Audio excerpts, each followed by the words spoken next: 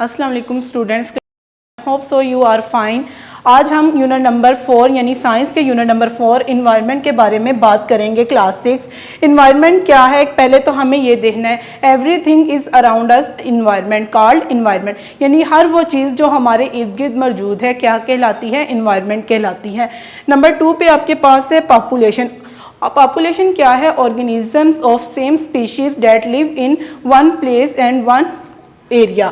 अब क्या है कि एक ही स्पीशीज़ के ऑर्गेनिजम्स क्या हैं, एक ही जगह पर रह रहे हों तो उन्हें क्या कहते हैं, पॉपुलेशन। कम्युनिटी क्या है कि मुख्तलिफ स्पीशीज़ के ऑर्गेनिजम्स अगर एक जगह पर रह रहे हों तो उन्हें कम्युनिटी कहते हैं। यानी कैसे मुख्तलिफ स्पीशीज़ के, प्लांट्स हो गए, एनिमल्स हो गए, ह्यूमंस हो गए, ये सब मिलकर एक ही जगह पर रह रहे हों तो इसे क्या कहते हैं, कम्युनिटी कहते हैं।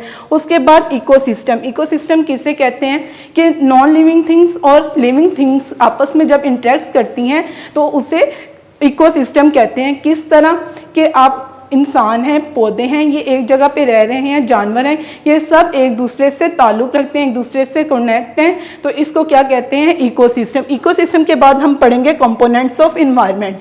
इन्वायरमेंट्स के दो कंपोनेंट्स हैं, एक है एबायोटिक और दूसरे हैं बायोटिक। अब एबायोटिक की बात करते हैं तो एबायोटिक में क्या होते हैं, नॉन लिविंग ऑर्गेनिजम्स होते हैं, यानी वाटर, लैंड, एयर, सनलाइट, ये हमारे माहौल का वो चीज़ें हैं, वो ज़रूरियात हैं जिनके बगैर लिविंग थिंग्स का रहना गैर ज़रूरी है, यानी लिविंग थिंग्स इन चीज़ों के बगैर जिंदा नहीं रह सकती। अब बायोटिक की बात करते हैं तो बायोटिक में क्या है कि बायोटिक में लिविंग थिंग्स शामिल होते हैं, लिविंग ऑर्गेनिजम्स शामिल होते हैं। क्या है कि अगर इसको one by one step by step discuss करें तो नंबर फर्स्ट पे क्या आते हैं, प्रोड्यूसर्स। प्रोड्यूसर्स वो होते हैं जो अपनी खुराक खुद बनाते हैं। किस तरह, प्लांट्स को देख लें, सनलाइट से हरारत हासिल करते हैं और उससे क्या करते हैं, अपनी खुराक बनाते हैं।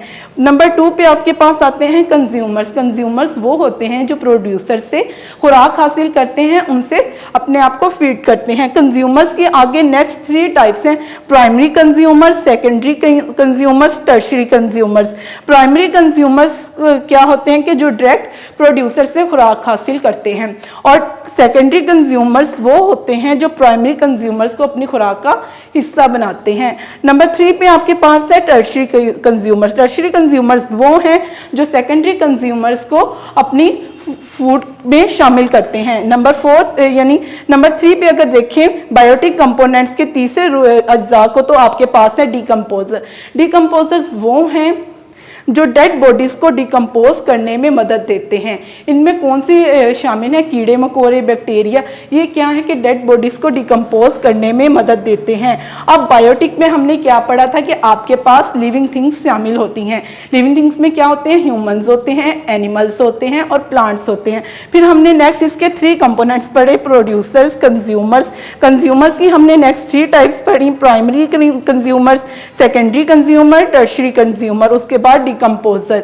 ये आपका नंबर 4 यूनिट था इन्वायरमेंट, जिसमें हमने इन टॉपिक्स को डिस्कस किया। एक दफ़ा इसको देख लें, इन्वायरमेंट वो है हमारे इर्द गिर्द के जो चीज़ें हैं वो क्या क्या बनाती हैं, माहौल बनाती हैं। पॉपुलेशन में क्या होता है कि सेम स्पीशीज़ के ऑर्गेनिजम्स मौजूद होते हैं। कम्युनिटी में क्या होता है, डिफरेंट स्पीशीज़ के ऑर्गेनिजम्स मौजूद होते हैं। इकोसिस्टम क्या है, लिविंग थिंग्स और नॉन लिविंग थिंग्स आपस में इंटरेक्ट करती हैं, इसको क्या कहते हैं, इकोसिस्टम। उसके बाद कंपोनेंट्स में एबायोटिक कंपोनेंट्स से और बायोटिक कंपोनेंट से। एबायोटिक में नॉन लिविंग थिंग्स थी और बायोटिक में हमने कौन सी पढ़ी, लिविंग थिंग्स। आज का आपका टॉपिक यही था, इसको अच्छी तरह से रिवाइज कीजिए और समझ के इसकी चैप्टर की रीडिंग कीजिएगा। स्टूडेंट्स, अल्लाह हाफिज़।